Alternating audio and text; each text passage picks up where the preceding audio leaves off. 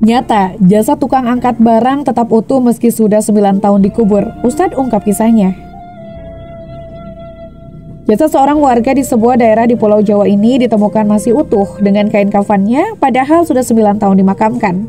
Kisah nyata ini diungkap oleh Ustadz Adi Hidayat, penceramah terkenal dari kawasan Pandeglang. Selain fakta jasadnya tak hancur dan tak dimakan cacing tanah meski telah 9 tahun dikuburkan, yang juga menarik adalah amalan yang dilakukan almarhum semasa hidupnya. Amalan ini disebut menjadi hal istimewa yang membedakannya dengan orang lain, sehingga diduga amalan inilah yang membuat jasadnya pun berbeda dengan kebanyakan jasad yang sudah dikuburkan lainnya. Karena lazimnya, jasad makhluk hidup setelah dikuburkan di dalam tanah membusuk dan pelan-pelan hancur, apalagi sudah 9 tahun berlalu. Begini kisah jasad orang alim yang tetap utuh setelah 9 tahun dikuburkan, seperti dituturkan oleh Ustadz Adi Hidayat dalam satu ceramahnya. Orang alim yang jasadnya masih utuh itu disebut bernama Pak Darjo. Ia berasal dari sebuah kawasan di ujung Pulau Jawa.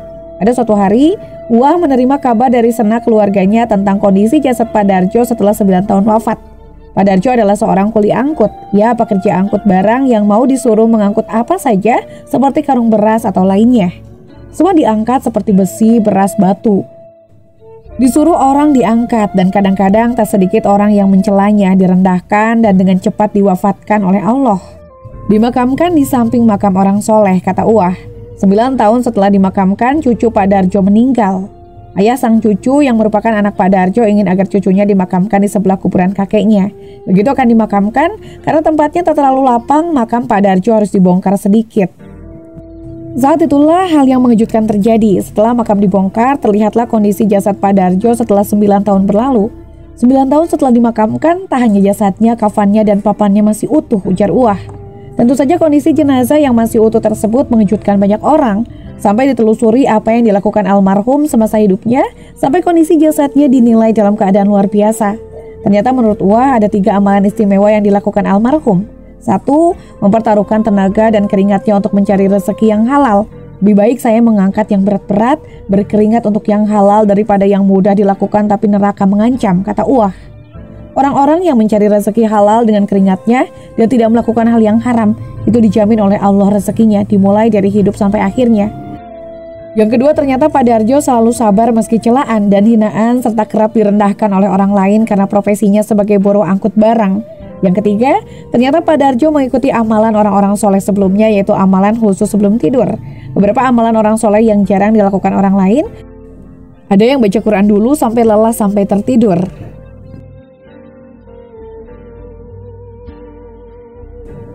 Kisah jasad Abuya Sayyid Muhammad Al-Maliki yang tetap utuh dan wangi meski telah dikubur 5 tahun lamanya. Abuya Sayyid Muhammad Al-Maliki merupakan seorang ulama Sunni dari Mekah, Arab Saudi. Ia dikenal sebagai mujadid abad ke-20 dan ke-21.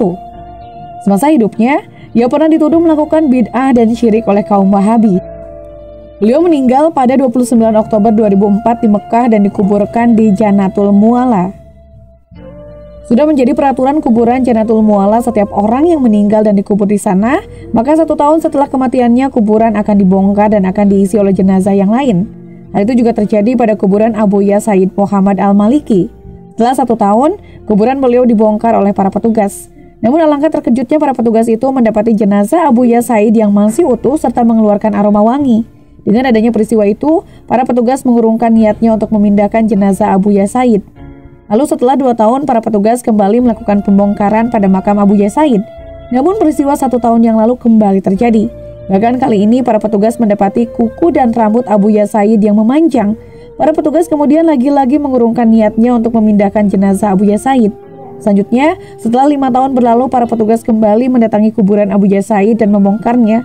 Tapi lagi dan lagi, peristiwa yang sama kembali terjadi. Dengan adanya kejadian-kejadian itu, para petugas akhirnya memutuskan untuk tidak membongkar dan membiarkan makam Abuya Sayyid. Bahkan dengan adanya peristiwa itu, banyak dari petugas yang mulai mengikuti ajaran Abuya Sayyid. Cerita itu dikisahkan oleh akun TikTok @ferry_rinaldi, yang mana akun tersebut memang kerap mengangkat kisah para nabi serta ulama dan waliullah. Sebagai informasi tambahan yang dilansir dari berbagai sumber, Sayyid Muhammad Alawi Al-Maliki adalah seorang Sayyid, keturunan mulia yang nasabnya bersambung langsung dengan Nabi Muhammad SAW melalui cucunya, Imam Al-Hasan bin Ali radhiyallahu anhu. Beliau merupakan pewaris keluarga Al-Maliki Al-Hasani di Mekah yang sudah dikenal banyak kalangan. Said Al-Maliki lahir di Mekah, Arab Saudi pada tahun 1944 Hijriah. Dia meninggal dunia pada 29 Oktober 2004 Mekah, Arab Saudi. Selama hidupnya, Said Al-Maliki dikenal sosok guru yang rendah hati. Dia memiliki keilmuan yang tinggi di berbagai bidang seperti bidang akidah, tafsir, hadis, sirah, hingga usul fikih. Sosok Said Ismail merupakan ulama yang sabar dengan semua masalah yang dihadapinya. Seperti ketika ada pendapat yang berlawanan dengan ulama lain dan bertentangan dengan dirinya. Said Al-Maliki menerima hal tersebut dan mengambil hikmah serta berusaha menjernihkan masalah dengan kenyataan dan dalil-dalil yang lebih baik. Said Al-Maliki selalu menghindari perpecahan antar umat Islam. Dia mengetahui bahwa perpecahan adalah kelemahan umat Islam, apalagi terjadi pada ulama, sehingga umat akan menjadi bingung. Said Muhammad Al-Maliki selalu menerima tamu setiap bulan Ramadan dan hari raya di rumahnya. Bahkan Said Muhammad Al-Maliki mendidik para muridnya hingga menjadi ulama-ulama hebat ke berbagai pelosok dunia. Ribuan muridnya bukan hanya menjadi kiai atau ulama, melainkan juga masuk ke dunia pendidikan, pemerintahan, hingga dakwah. Said Muhammad Al-Maliki menggratiskan makan dan minum dan tidak dipungut biaya sepeser pun. Said Muhammad Al-Maliki memberikan beasiswa kepada para santri sebagai uang saku. Kemudian, setelah ilmunya dianggap cukup selama belajar beberapa tahun, para murid dipulangkan ke negeri masing-masing untuk menyiarkan Islam.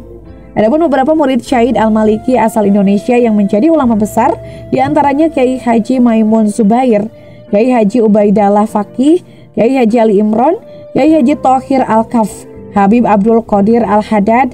Selain itu, juga ada Habib Muhammad Al-Haddad, Kiai Haji Ilya Ulumuddin, Habib Nakib Madura, Kiai Haji Ali Karor, Kiai Haji Muhaimin, dan lainnya. Mereka semua memiliki peran penting dalam mengembangkan Islam di Indonesia.